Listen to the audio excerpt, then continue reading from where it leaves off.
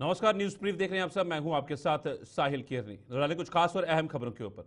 जम्मू व Kashmir board of secondary education 12वीं की परीक्षा के परिणाम घोषित किए हैं। इस परीक्षा में कुल 1,03,308 छात्रों ने परीक्षा दी, जिसमें 77,308 छात्रों को सफलता मिली।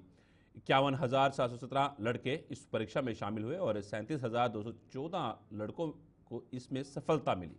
वहीं इस परीक्षा में 51,591 लड़कियां शामिल हुई, जिसमें 40,097 लड़कियों ने सफलता हासिल की। साइंस विषय अंचल प्रिया ने 500 में से 495 अंक लेकर टॉप किया। आर्ट्स में रिजा जावेद 500 में से 496 अंक लेकर टॉप किया।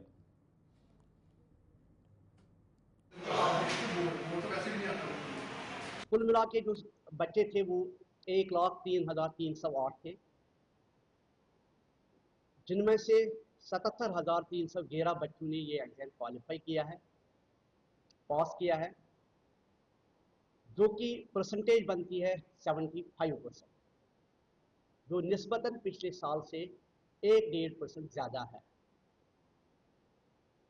उसमें अगर हम बात करें जो लड़के बॉयज़ जो हैं, उसमें 51,717 थे, जिनमें से 37,214 ने एग्ज़ाम पास किया है और पास परसेंटेज जो है वो 71.95 रफली 72% बनती है।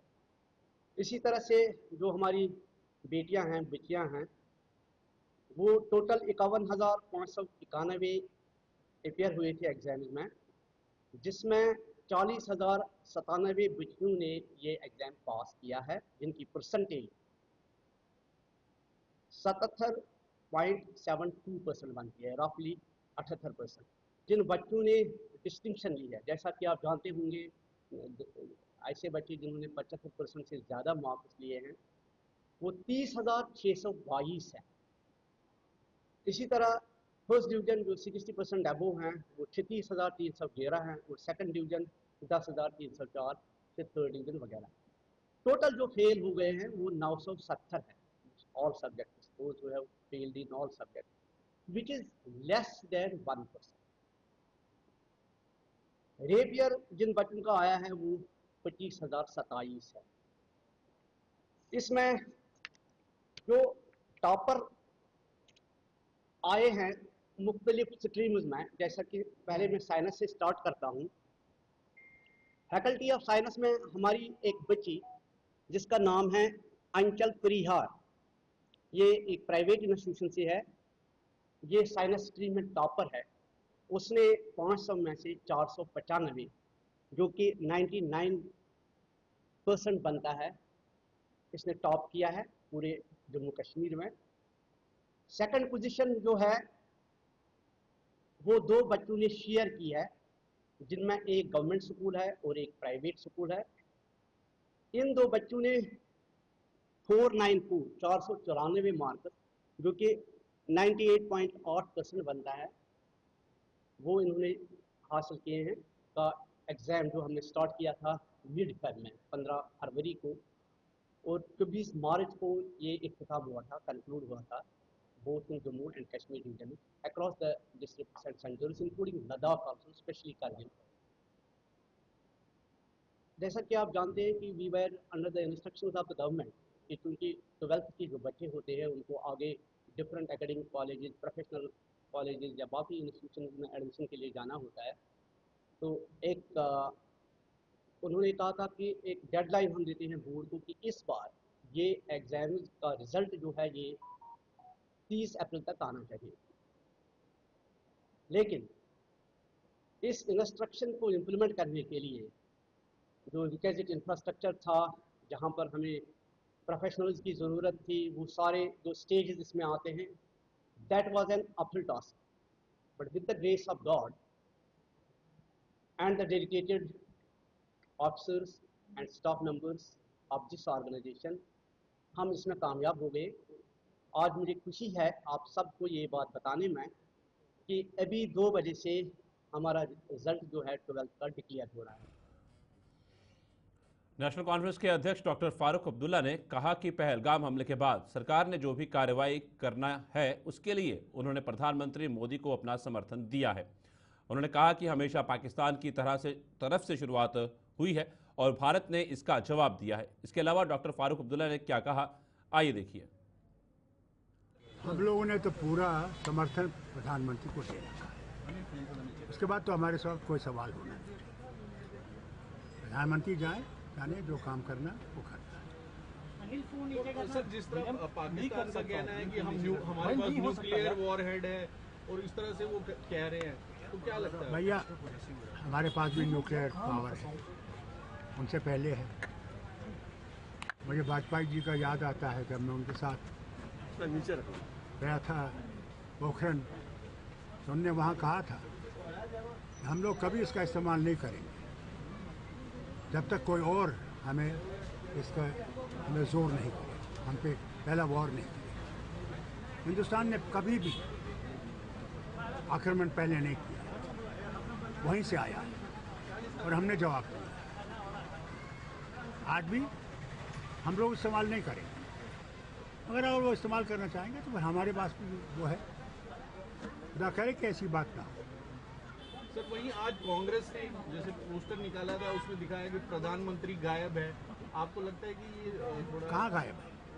उन्होंने गायब लिखा है। मैं समझता हूँ दिल्ली में है, पता नहीं मुझे और कहीं गई है तो डॉक्टर साहब 36 साल हो गए आप टेररिज्म को जूझते हुए। जम्मू कश्मीर को लोग मर रहे हैं, जम्मू कश्मीर में क्या सोल्यूशन रहना चाहिए? क्या पाकिस्तान को नेस्त नबूद करना चाहिए टेरर कैंपस को? के देखिए, हमने हर वक्त कहा कि टेररिज्म हमें कबूल नहीं है।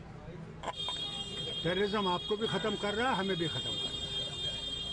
इसे वक्त आ गया कि उनको ये समझना चाहिए।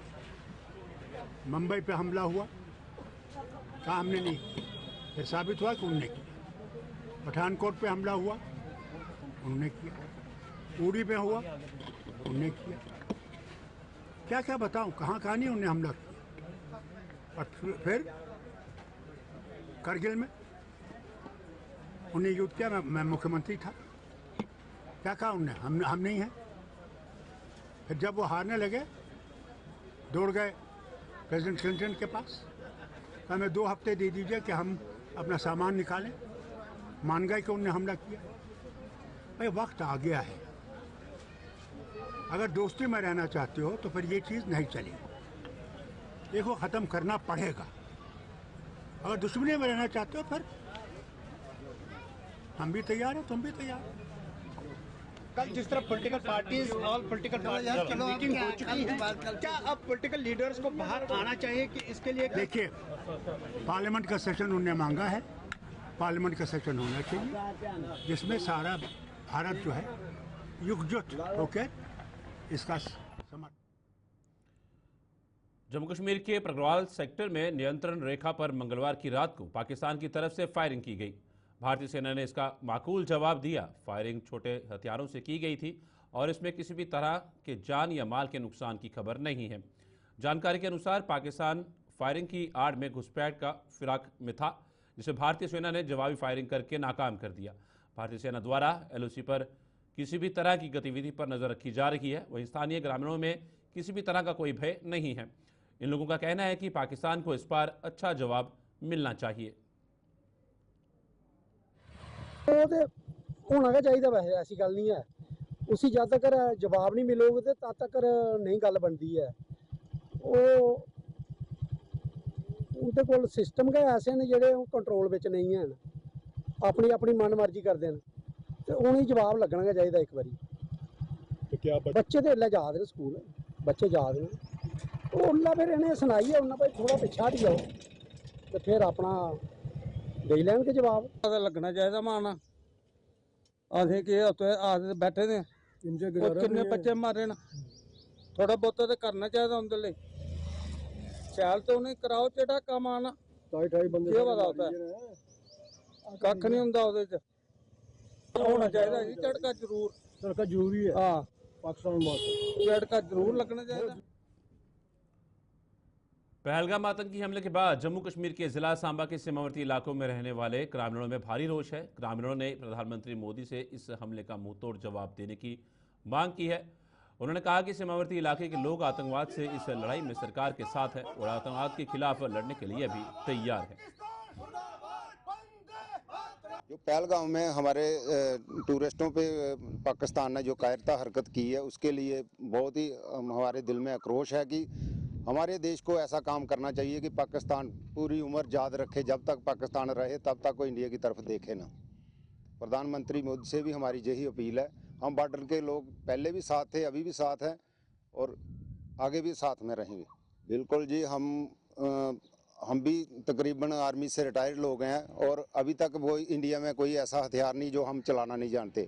बोलते हैं कि हमने हथियार छोड़े हैं, चलाना नहीं भूले हैं। इसलिए हम चाहते हैं कि जब भी हमारी ज़रूरत पड़े हम 24 घंटे तैयार हैं पाकिस्तान को मुंह तोड़ जवाब देने के लिए। बॉर्डर के लोग इधर रहते हैं, हम डरने वाले नहीं हैं और ना ही हम किसी से डरेंगे। हम चाहते हैं कि हमारी सरकार जो है कि इनको एक बार ऐसा जवाब दे कि वो ज़िंदगी भर इनकी 7 पुश्तें याद रखें कि किसी ने हमारे साथ किया है। पहले भी होता रहा है, पहले भी चलो छोड़ दो यार, कुछ नहीं होता है, लेकिन इस बार छोड़ने के लायक नहीं है। जो उन्होंने कायराना पाकिस्तान ने हरकत की है वो माफ़ी के लायक नहीं है। हम पूरा सहयोग करेंगे। हम जो अभी भी कभी हमारी ज़रूरत पड़े तो हम अपनी सरकार के साथ हैं। हम नरेंद्र मोदी जी से पहले भी साथ थे, अभी भी साथ हैं। उसमें कोई वो दोहराई नहीं है कि कोई ऐसी कोई पीछे हटने वाली बात है। ना तो हटेंगे, ना किसी को अभी भागने भी नहीं देंगे। जो भी मोदी सरकार ने फैसला लिया है हम उसका साथ है और हर टाइम उनका साथ देंगे। पाकिस्तान को मुंह तोड़ जवाब देंगे। जब भी जरूरत पड़ेगी हम उसी टाइम बिना वर्दी के लड़ने के लिए तैयार हैं। सांबा के बड़ी ब्राह्मणा में बलोल खड्ड में स्थित नशा तस्करों के खिलाफ पुलिस का कार्रवाई जारी है। आज भी पुलिस ने बलोल खड्ड में स्थित तस्करों के अवैध ठिकानों पर छापेमारी की। इस दौरान पुलिस ने महिला सहित 3 लोगों को हिरासत में लिया है। इसके साथ ही पुलिस ने 7 मोटरसाइकिल भी जब्त किए हैं।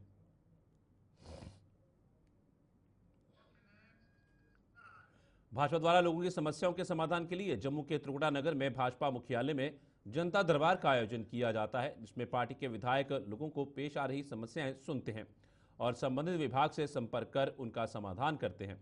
इस क्रम में भाजपा विधायक विक्रम रंधावा और विधायक डॉक्टर नरेंद्र सिंह ने लोगों की समस्याएं सुनी। इनमें कुछ समस्याओं का समाधान मौके पर किया गया, जबकि अन्य समस्याओं को जल्द हल करने का आश्वासन दिया गया। पब्लिक ओरिएंटेड ओपिनियन जो रहता है और रोज पार्टी के कोई 2 विधायक साथ में सहयोगी के नाते कोई कार्यकर्ता, जिलाध्यक्ष, जिला महामंत्री, तकरीबन 3 घंटे का दरबार लगता है और अलग अलग विभागों की अलग अलग समस्याएं, खाली नहीं कि हमारी विधानसभा की, मैं बाऊ विधानसभा से हूँ, डॉक्टर नरेंद्र सिंह जी साउथ विधानसभा से हैं। हमें पूरे प्रदेश से किसी की कोई भी किसी भी डिपार्टमेंट के मतलब समस्या होगी उसको सुनना है और 100% प्रयास करना है कि उसका समाधान करना है। और मुझे लगता है कि इतना बेहतरीन पब्लिक ओरिएंटेड ओपिनियन किसी भी और राजनीतिक पार्टी का नहीं होगा, चाहे जो लोग सत्ता में भी हैं, जो लोग सरकार का सुख भी भोग रहे हैं। अब उनके भी कार्यालय में जाके एक बार देख लीजिए, कोई वहां सुनने वाला ही नहीं होता है। लेकिन आज भारतीय जनता पार्टी का जम्मू कश्मीर के अंदर, और मेरा ऐसा मानना है कि पूरे देश में पार्टी की पब्लिक ओरिएंटेड सोच ऐसी रहती है, इसी पद्धति पे हम लोग काम करते हैं। और आप आज देख रहे हैं कि एक तांता यहाँ लगा हुआ है, अपनी समस्याओं को लेकर, पब्लिक की समस्याओं को लेकर, व्यक्तिगत समस्याओं को लेकर भी लोग यहाँ आए हैं। मेरी पूरी कोशिश है कि जो मेरे से समाधान होगा वो मैं करूंगा, अन्यथा डॉक्टर नरेंद्र सिंह जी हमारे राष्ट्रीय सचिव है और हमारे सीनियर साथी भी हैं, तो सुनिश्चित तौर भाजपा द्वारा जम्मू में एक बैठक का आयोजन किया गया। बैठक की अगुवाई भाजपा जम्मू कश्मीर एक भारत श्रेष्ठ भारत के संयोजक बलदेव सिंह बलोरिया ने की।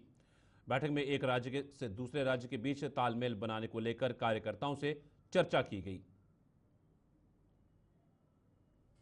प्रधानमंत्री नरेंद्र भाई मोदी जी का जो एक भारत श्रेष्ठ भारत का सपना है, वो कहते हैं कि 1 नेशन की जो बात करते हैं, उसी के साथ ये भी कंसेप्ट है एक भारत श्रेष्ठ भारत का। और किस तरह जो देश के लोग एक स्टेट के दूसरे स्टेट में रहते हैं, उन लोगों का आपस में तालमेल कैसा रहे, हमारा कल्चर एक्सचेंज कैसे हो, एक दूसरे को समझने की बॉन्डिंग कैसे हो, वो सारी चीजों को देखते हुए जम्मू कश्मीर की भी हमारी जो टीम एक भारत श्रेष्ठ भारत की बनी है। इस टीम में हमारे साथ हमारे ब्रजेश्वर राणा जी, गोपाल महाजन जी, जय शर्मा जी, गिरीश महाजन जी, और हर जिले के हमने कन्वीनर बनाए हुए हैं, ग्रोथ कन्वीनर बनाए, वो सारे आके उनके साथ बैठक की है और विस्तार से चर्चा की है इस आगे ले जाने के लिए। मुझे लगता है कि इससे फायदा होगा, तालमेल रहता है, और हमारे लोग बाहर जो हैं और बाहर के लोग जहाँ हैं उनका तालमेल रहे तो 100 समस्याओं का जम्मू कश्मीर अपनी प्राकृतिक सुंदरता के लिए दुनिया भर में प्रसिद्ध है। जम्मू कश्मीर की कश्मीर घाटी ही नहीं बल्कि जम्मू प्रांत भी ऐसे कई इलाके हैं जो प्राकृतिक सुंदरता से मालो माल है। इनमें से एक है ज़िला उधमपुर। ज़िला उधमपुर में कई ऐसे इलाके हैं जिसकी सुंदरता हर किसी का मन मोह लेती है। ऐसी ही मन को मोह लेने वाली जगह है तहसील रामनगर की डालसर झील, जिसकी सुंदरता हर किसी को अपनी ओर खींच लेती है। लेकिन सरकार की अनदेखी के चलते आज ये झील अपनी हालत पर आंसू बहा रही है। झील की खस्ता हालत से यहाँ आने वाले पर्यटकों को भारी मायूसी हो रही है और सरकार की इस बेरुखी से स्थानीय लोगों में भी भारी रोष है। पेश है हमारे संवाददाता सनी शर्मा की ये ग्राउंड जीरो से रिपोर्ट। आप देख रहे हैं गुलिस्तान न्यूज का कार्यक्रम रामनगर स्पेशल, और रामनगर स्पेशल में हम आपको लेके आए डालसर, जो कि रामनगर के 7 किलोमीटर दूर है। आपको बता दें खूबसूरत तो बहुत ज्यादा है, और अगर हम बात करें तो यहाँ पर खूबसूरती को कहीं ना कहीं दाग भी लगा हुआ है। वो दाग क्या लगा हुआ है वो आपको तस्वीरों में हम दिखाते हैं। अगर इस झील की तरफ कैमरामैन को कहूंगा आपको दिखाएं, बहुत खूबसूरत झील है। और यहाँ की अगर डेवलपमेंट की बात करें तो जब इस झील को बनाया डेवलपमेंट जो है यहाँ पर की गई थी, पर अब यहाँ हालत बद से बदतर हो चुकी है। रास्ता हो या उसके अलावा बिल्डिंग हो या यहाँ पर जो लाइटिंग की गई है उसकी बात करें, पूरी तरह से जो है वो बिखर चुकी हैं, टूट चुकी हैं। वो आपको दिखाएंगे, क्योंकि अगर इस रास्ते की तरफ आए तो आगे चलकर हम आपको दिखाएंगे इस रास्ते की हालत क्या है, क्यों पूरी तरह से ये रास्ता जो है अब ये झील के बीच जो है वो जाता हुआ नजर आ रहा है। मेरे साथ यहाँ के ही कुछ नागरिक हैं, उनसे ही जानते हैं इस झील के बारे में। बताएं। मेरा नाम गोपाल कृष्ण, मैं यहीं का रहने वाला हूँ डालसर। सर, देखा जा रहा है बहुत खूबसूरत झील है और बहुत गंदगी लगी है, और देखा जा रहा है कि आस्ता आस्ता ये जो है इसी झील के बीच में रास्ता जो है वो समाता जा रहा है, उसको लेकर क्या कहेंगे? जी हाँ, मैं यहीं भी काम करता हूँ, और इधर पहले भी तालाब था, बहुत गंदगी, जहाँ से दूर दूर के लोग भी आते रहते हैं। जी हाँ, मंदिर के शिव मंदिर में आते हैं, तालाब देखने आते हैं, यूनिवर्सिटी में आते हैं। और हमारे गांव की थोड़ी मजीद डेवलपमेंट होनी चाहिए, और गवर्नमेंट ने ये देखना चाहिए, क्योंकि जो कड़े हैं इसकी चौखे वो बिल्कुल गिर गई हैं। अच्छा। और रास्ता भी नहीं है चलने के लिए साइड साइड। तो प्रशासन से क्या मांग रहेगी? यही मांग रहे हैं कि कोई डेवलपमेंट करो। टूरिस्ट हैं हमारे साथ, बाहर से आए हैं इस झील को देखने के लिए। सर, कहाँ से आए आप? मैं कुनाल से आया, इधर थोड़ा फंक्शन था जी, तो फंक्शन अटेंड करके तो ये लड़का बोलता चलो ये देखना है, डालसर झील है, जो नाम सुना है। तो हम आए नहीं थे कभी इधर, पहली बार आए हैं तो देखा भी। झील तो खूबसूरत है मगर जो डेवलपमेंट नहीं है इधर जी, जो बना हुआ था वो भी टूट गया है। मतलब जो लगातार डेवलपमेंट होनी चाहिए वो नहीं है। तो प्रशासन को इसका ध्यान देना चाहिए, जो नई सरकार बनी है उसको भी ध्यान देना चाहिए। जो लोकल एमएलए हैं, जो पिछले जिन्होंने बनाया है वो तो अब नहीं है, जो नए हैं उनको भी ध्यान देना चाहिए। डालसर झील को लेकर हमारे साथ रामनगर के एमएलए सर हैं। सर, देखा जा रहा है कि डालसर की अगर बात करें तो डालसर में डेवलपमेंट के काम तो बहुत हुए हैं, पर आज अगर वहाँ की कंडीशन देखें तो बद से बदतर हो जा रही है, उसको लेकर क्या है? नहीं, आपने सही कहा, क्योंकि पिछले काफ़ी दिनों में जो डालसर झील, जिसमें काफ़ी पैसा पहले भी लगा था, उधर एक गेस्ट हाउस भी बना था, और जो लेक है उसकी सुंदरीकरण का भी कुछ काम हुआ था, मगर वेरी अनफॉर्चुनेट कि अभी उस पर कोई ध्यान पिछले 2-3 सालों में नहीं आया। मगर जैसा आपने मुझे असेंबली में भी देखा, मैंने बार बार ये बात की है कि जो रामनगर है वो ऑलरेडी उसमें टूरिज़्म पोटेंशियल बड़ा ज़्यादा है, और विशेष करके चाहे वो स्पिरिचुअल टूरिज़्म हो, इको टूरिज़्म हो, इन्वायरमेंट टूरिज़्म हो, उसके लिए बड़ा पोटेंशियल यहाँ पे है। तो आने वाले टाइम में आप ज़रूर देखेंगे कि जितने भी हमारे टूरिस्ट डेस्टिनेशन हैं और रामनगर के बिल्कुल पास जो डालसर झील है, उसको जल्दी से जल्दी हम उसका सुंदरीकरण का काम शुरू करेंगे। वहीं डालसर झील को लेकर जब रामनगर एमएलए सुनील भारद्वाज जी से हमने बात की तो उनका कहना है कि जब मैं जीत कर आया तो मैंने पहले ही इस झील को लेकर बातचीत जो है वो की और इस झील का काम करवाने का फैसला किया। उन्होंने कहा है कि कुछ ही देर के बाद इस झील का काम जो है वो शुरू करवाया जाएगा और इसकी जो खूबसूरती है उसे एक बार फिर वापस लाया जाएगा। कैमरामैन सुनंदनी के साथ सनी गुप्ता, रामनगर। जिला प्रशासन और NHDCL द्वारा पुल डोडा और राष्ट्रीय राजमार्ग पर ध्वस्तीकरण अभियान चलाया गया। इस दौरान तहसीलदार डोडा ने कहा कि वन भूमि पर 12 अवैध ढांचों से NH 244 पुल डोडा पर गंदगी फैल रही थी, जिसके लिए 1 महीने पहले इन अवैध ढांचों के मालिकों को नोटिस दिया गया था और अब 2 से 3 ढांचों को ध्वस्त कर दिया गया है और साथ ही साथ उन्हें जिला प्रशासन द्वारा मुआवजा भी दिया गया है। जो 28 तारीख को ख़त्म हुई, आज 30 तारीख है। अभी भी जिन लोगों ने खाली किया हुआ है, हम जो है उनको नुकसान नहीं पहुंचा रहे। जो सामान उनका बच रहा है उस हिसाब से हम कर रहे हैं ताकि उनको कोई नुकसान ना हो, उनका सामान बच जाए जो वो कहीं और जगह यूटिलाइज भी कर सके। अभी भी कुछ ऐसे स्ट्रक्चर ओनर्स हैं जो हमें बोल रहे हैं कि हमें थोड़ी देर की मोहलत और दी जाए। हम उस हिसाब से देख रहे हैं कि बिल्कुल कॉपरेशन के साथ, ज़्यादा नुकसान ना हो, लोगों में रिजेंटमेंट ना हो, उस हिसाब से हम इस काम को पूरा करेंगे। हम चिनार मोड़ पे रहते हैं, हमें लगभग यहाँ पे 70-80 साल से जायद हुआ है, लेकिन अब हमें ये मुआवजा ने पहले 48 लाख बनाया था, 65 लाख बनाया था, अब हमें 24 लाख पे कह रहे हैं। हम उसमें एग्री हैं, एडमिनिस्ट्रेशन के साथ हम एग्री हैं कि चलो हम ये कबूल है ये, लेकिन ज़मीन का मसला था। अब तहसीलदार साहब ने हमें लिख कर दिया बाई रिटर्न कि जो भी लैंडलेस होगा उसको सबसे पहले ज़मीन दी जाएगी, उसके बाद उसके डिमोलिश किया जाएगा मकान। बस सर हमें यही है, हमें कम से कम हफ्ता 10 दिन की मोहलत दे दें और हमें ज़मीन दिखाए कहाँ पर है, तो हम वहाँ पे ज़मीन में जाके अपना ये जो जितना भी है मटेरियल वगैरह वहाँ पे शिफ्ट करें। रामनगर कस्बे के विभिन्न हिस्सों में गंदगी का अंबार देखने को मिल रहा है। नाथा पार्क, समाधि पार्क, बस स्टैंड सहित कई सार्वजनिक स्थलों पर कूड़े के बड़े बड़े ढेर लगे हुए हैं। खासकर जहां नगर पालिका द्वारा डस्टबिन लगाए गए हैं, वहीं पर डस्टबिन के आसपास कूड़े के बड़े अंबार देखे जा सकते हैं। स्थानीय नागरिकों का कहना है कि रामनगर नगर पालिका इसकी समस्या की ओर कोई ध्यान नहीं दे रहा। कई जगहों पर तो कूड़े के ढेरों में आग लगा दी जाती है, जिससे प्रदूषण का स्तर बढ़ता जा रहा है और लोगों के स्वास्थ्य पर खतरा मंडरा रहा है। लोगों का आरोप है कि नगर पालिका के सफाई कर्मचारी नियमित सफाई नहीं कर रहे हैं।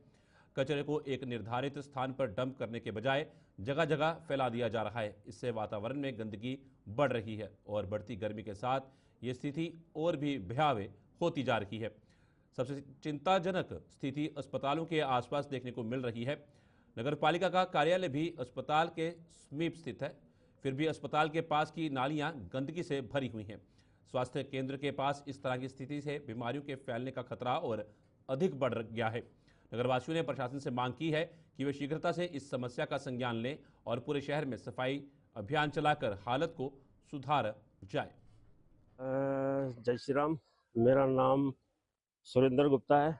मैं रामनगर से हूँ और दुकान करता हूँ बाजार में। जी हाँ, आपने बहुत अच्छा प्रश्न पूछा है, लेकिन यहाँ पर जो साफ सफाई का देखा जाए तो अभी गर्मियों के दिन हैं, काफ़ी यहाँ पर जो साफ सफाई की जाती है, लेकिन कुछ वार्ड ऐसे हैं जहाँ पर ये साफ सफाई जो कर्मचारी हैं, नाम के कर्मचारी लगे हैं, लेकिन वहाँ पर साफ सफाई का कुछ दिखता नहीं है, क्योंकि सुबह जाते हैं बाहर आगे पीछे साफ सफाई करते हैं, जो मेन जगह होती है वहाँ पर साफ सफाई का कोई साधन नहीं है। क्योंकि ये है कि सर जो जगह ही हम आपके मीडिया के माध्यम से यही प्रशासन से अपील करते हैं कि बाजार में साफ सफाई होनी चाहिए, ताकि गर्मियों का टाइम आ रहा है, कोई बीमारी ना फैले। हॉस्पिटल के पास देखो गंदगी पर बहुत बदबू है और वहाँ से कोई आदमी गुजर नहीं सकता। मैं एडमिनिस्ट्रेशन ये कहना चाहता हूँ कि उस जगह पर आप जो है सफाई करें, ताकि अगर वहाँ पर पानी का निकास नहीं है तो ऐसी चीज बनाएं जिससे पानी का निकास हो जाए। और वहाँ पर बहुत गंदगी है, और जैसे ही सिटी मिडल स्कूल के बाहर भी है, वहाँ पर गंदगी के ढेर लगे होते हैं, वहाँ पर भी डस्टबिन लगवाएं, ताकि लोग जो हैं जितना भी अपना घर का जो कूड़ा कचरा हो वो उस डस्टबिन में डालें और इससे सफाई हो सके। क्योंकि हम ये प्रशासन से ये कहना चाहते हैं कि आने वाले वक्त में जितनी गर्मी बढ़ रही है, ऐसा ना हो लोगों को बीमारियां आ जाए, क्योंकि ये गुलिस्तान में खबरों का सिलसिला चलता रहेगा। फिलहाल न्यूज ब्रीफ में इतना ही। दीजिए इजाजत, नमस्कार।